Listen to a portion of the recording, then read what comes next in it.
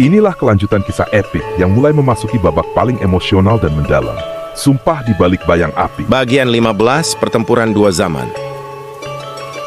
Langit Trowulan berwarna tembaga saat kapal perang Majapahit mulai berangkat dari dermaga.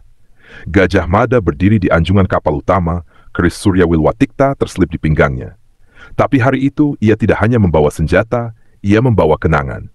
Aryatada, guru yang dahulu memberinya arah, kini menjadi musuh di ujung cakrawala. Di ruang penyimpanan kapal, Gajah Mada duduk sendiri, membuka kotak kecil berisi lembaran lontar tua, catatan tangan Aryatada.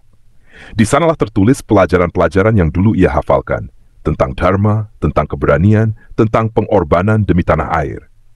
Pemimpin sejati bukan yang ditakuti oleh musuh, tapi yang dihormati oleh kebenaran, tulis Aryatada di salah satunya.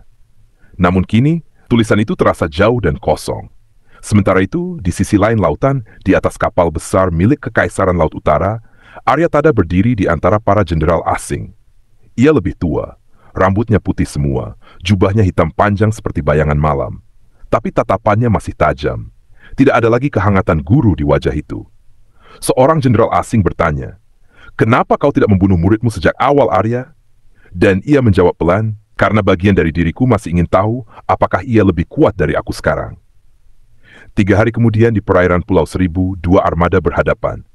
Kapal Majapahit membentuk formasi perisai, sementara kapal musuh melingkar seperti pusaran laut. Di tengah, 2 perahu kecil diturunkan. Dan dari masing-masing perahu berjalanlah 2 lelaki, Gajah Mada dan Aryatada. Mereka bertemu di atas batu karang yang mencuat dari tengah laut. Tak ada prajurit, tak ada suara. Hanya angin dan debur ombak.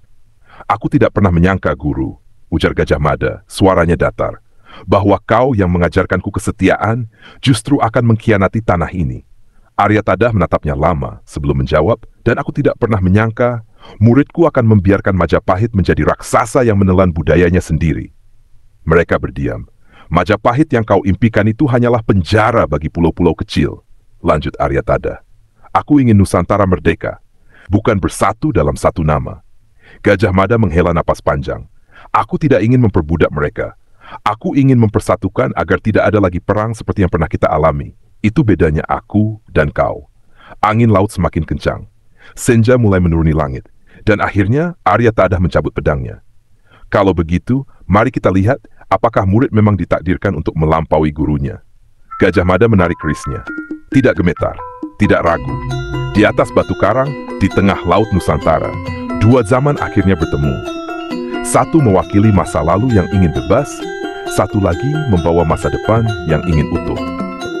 Bersambung ke bagian 16. Pertarungan antara Gajah Mada dan Aryatada akan menjadi salah satu duel paling menentukan dalam sejarah Majapahit fiksi ini.